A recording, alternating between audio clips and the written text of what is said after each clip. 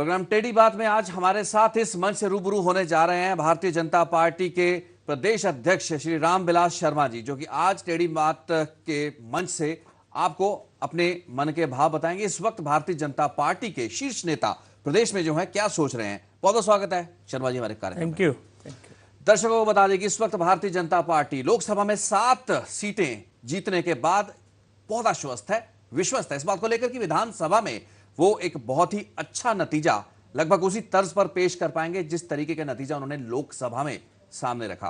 लेकिन बड़ा सवाल यही है कि क्या ये उम्मीद, ये विश्वास ओवर कॉन्फिडेंस तो नहीं है। रामविलास जी, बड़ा सवाल है कि लोकसभा के आपके नतीजे नरेंद्र भाई मोदी का जो राष्ट्रीय छवि थी, उनका जो ऑरा था, उसके इर्द गिर्द लड़े गए चुनाव के कारण संभव हो पाए।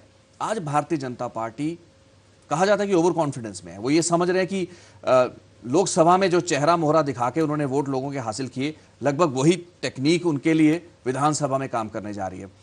क्या समझते हैं, क्या मानते हैं कि क्या आप उन नतीजों को दोहरा पाएंगे? और उससे बड़ा सवाल, आज आपके ओवर कॉन्फिडेंस का अंदाजा हम इस बात से भी लगा लेते हैं कि आप अपने गठबंधन के जो सहयोगी हैं उनको लेकर जिस किस्म के आपके नेताओं की बयानबाजी आती है, जिस किस्म के कटाक्ष आते हैं, तो लगता है कि भारतीय जनता पार्टी को किसी गठबंधन साथी की जरूरत नहीं है। कम से कम एक परसेप्शन आपकी लीडरशिप में है कि हम अकेले चल सकते हैं।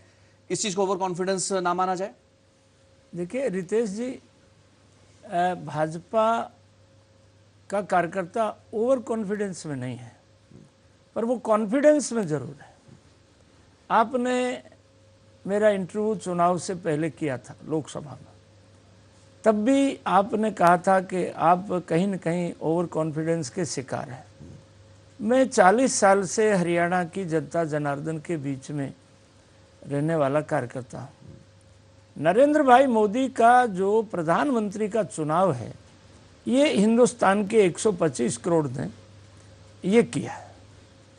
नरेंद्र भाई मोदी को 13 सितंबर और 2013 में आदरणीय ठाकुर राजनाथ सिंह जी राष्ट्रीय अध्यक्ष ने प्रधानमंत्री का उम्मीदवार तय किया।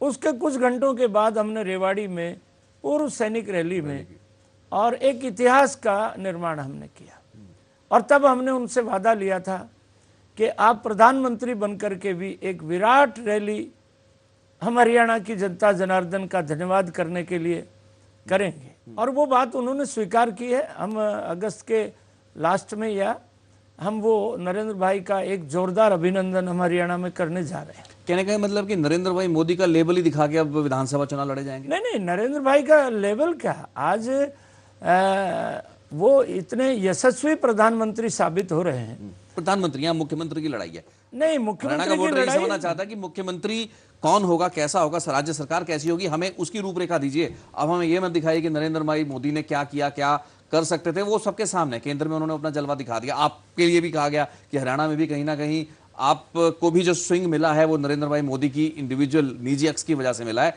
ना कि प्रदेश इकाई की अपनी जो संगठनात्मक मजबूती है उसकी वजह से।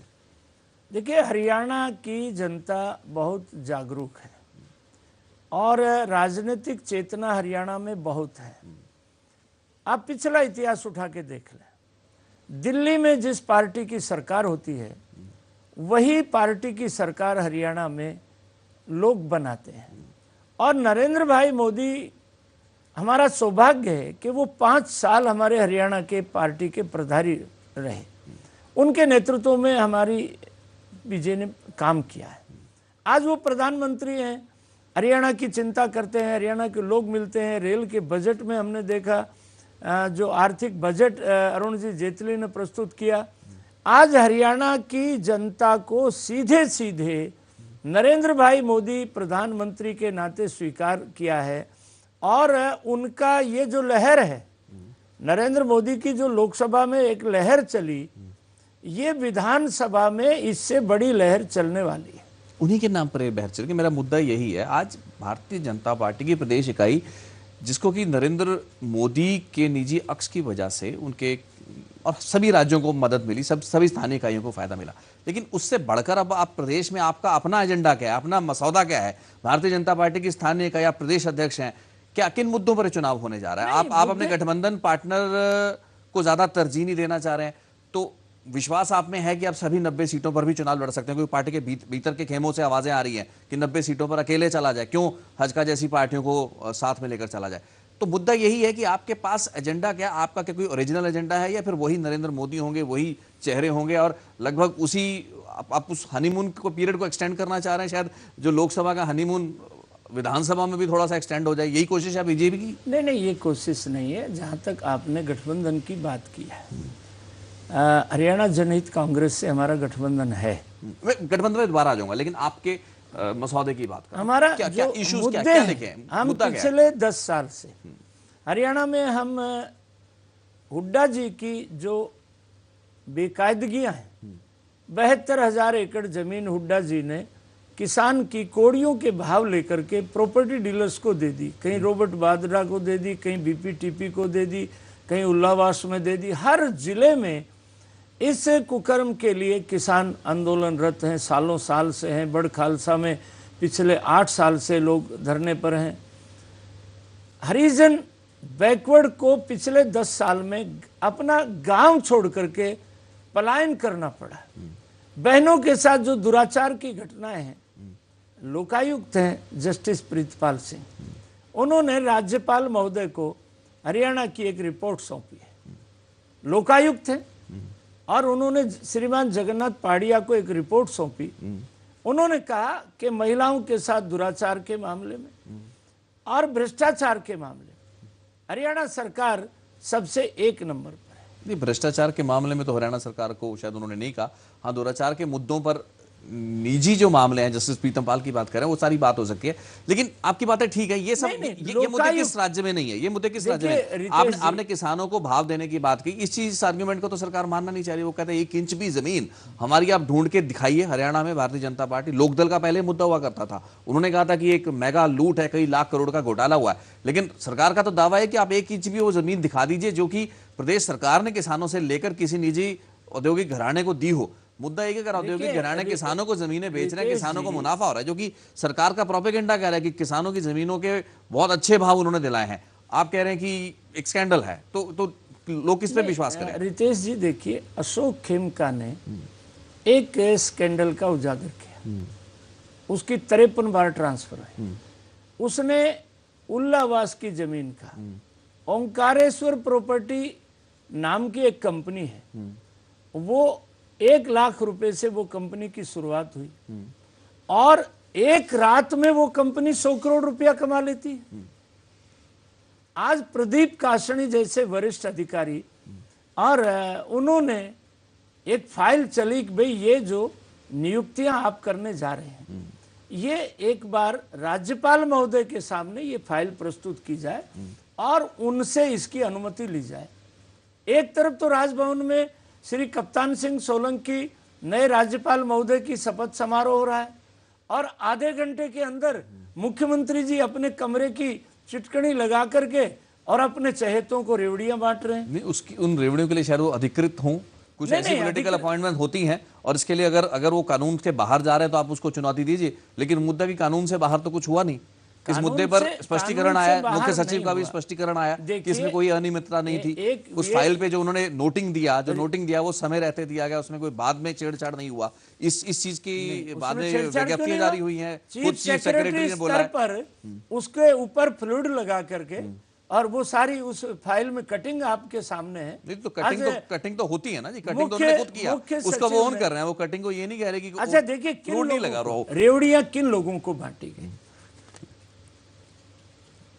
एक तो स्टेट इंफॉर्मेशन कमिश्नर्स बनाए शिवरमण जी गौड़, उनके पर्सनल वो प्रिंसिपल सेक्रेटरी, एक लेफ्टिनेंट जनरल वीके नरूला को बनाया, एक प्रोफेसर वीरेंद्र सिंह हैं मुख्यमंत्री के निजी सहायक हैं, उनके सलाहकार हैं, उनकी पत्नी रेखा रानी को बनाया, और फिर राइट टू सर्विस कमीशन, आज एससी चौधरी साहब मुख्य सचिव हैं, उन्होंने अपना भविष्य आरक्षित कर लिया, उनको इसका मेंबर बना दिया। क्या ये पहली बार हो रहा है राज्य में? मैं यही समझना चाह रहा हूँ। हाँ, इससे पहले हर राज्य में हुआ है। पड़ोस में नजर मारिए जरा, पंजाब में आपकी सहयोगी सरकार है, वहां के मुख्य सचिव राइट टू सर्विस कमीशन के चेयरमैन लगाए गए सेवानिवृत्ति के एकदम बाद। देखिए रितेश जी, ये होता है, कहने का मतलब है कि ये होता नहीं है। मुख्यमंत्री जी को लोकसभा चुनाव के बाद मुख्यमंत्री जी ने एक बात को स्वीकार कर लिया है कि भाई अपन जाने वाले हैं। उन्होंने एक्स चीफ मिनिस्टर्स के लिए चंडीगढ़ में मकान सुरक्षित कर लिया, गाड़ी सुरक्षित कर ली। अब ये सब लोगों की जो नियुक्तियां हैं संविधान के हिसाब से बाकी लोग भी बहुत हैं जो ये क्वालिफिकेशन को पूरा करते हैं।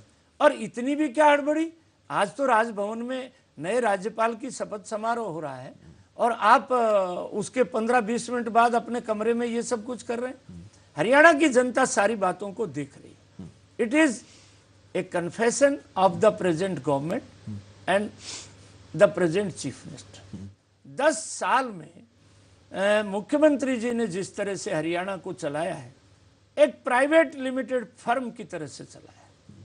मुख्यमंत्री जी ने यह सोचा कि श्रीमती सोनिया गांधी के परिवार को राजी रखो, रॉबर्ट वाड्रा को हरियाणा की सब कुछ दे दो, यही सब कुछ है। आपकी केंद्र में सरकार आ गई, आपने क्या किया उस पूरे मामले पे? उस पूरे मामले में अभी कार्रवाई शुरू होने वाली है। तो अब तक हो जानी चाहिए थी ना। अगर आप इतने विश्वास है, उस चीज का ढिंडोरा पूरे विपक्ष ने उस वक्त पीटा, तो आज उस मामले में आपराधिक मामले दर्ज होकर उनके मामले को आगे बढ़ना चाहिए था। दिक्कत तो ही ना, सरकार कहती है कि आप कागजों पे दिखाइए हमने क्या गलत किया। अगर दो निजी कंपनियों या दो निजी पार्टियों के बीच में कोई समझौते की वजह से किसी पार्टी को मुनाफा होता है, किसी का बैंक बैलेंस या शीट बढ़ती है, तो इसमें सरकार उसको कैसे रोक सकती थी? ऐसे फायदे तो और भी बहुत लोगों को हुए। फिर क्यों एक राजनीतिक घराने से अगर उसका ताल्लुक किसी शख्स का है तो उसको एक टारगेट, पॉलिटिकल टारगेट के रूप में सब देखना चाहते हैं? हम अभी आरोप पत्र तैयार कर रहे हैं। हमारी समिति की 3-4 बैठकें हो चुकी हैं और बहुत जल्दी इस सप्ताह में एक हरियाणा की जनता जनार्दन के सामने चार्जशीट जॉब ला रहे हैं। पिछले 10 सालों की जो इस सरकार की घपले हैं, इस सरकार के भ्रष्टाचार के बातें हैं, जी जी, वो हम हरियाणा की जनता जनार्दन के सामने और महामहिम राष्ट्रपति महोदय के सामने ले जाने वाले हैं। हम जो आने वाले विधानसभा चुनाव में आपने पूछा कि आपके एजेंडा क्या है, एक तो 10 साल की ये बेकायदगी है। सरकार जो है वो एक कंटिन्यूअस प्रोसेस है। सरकार आज कोई बात फाइल पर छोड़ गई है, ऐसा नहीं है कि वो फाइल ये करनी पड़े।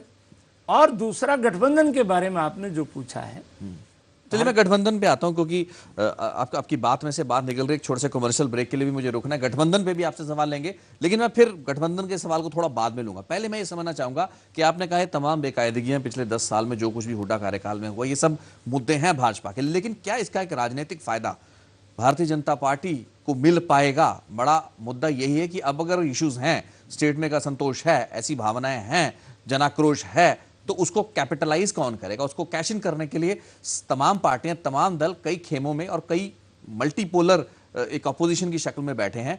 किसके हिस्से कितनी रिवड़ियां आएंगी या क्या हिस्सा आएगा, ये एक बड़ा सवाल है। रामविलास शर्मा जी से इस मुद्दे को लेकर इस नुक्ते से बातचीत को आगे बढ़ाएंगे। टेढ़ी बात में हमारे साथ बने रहिए।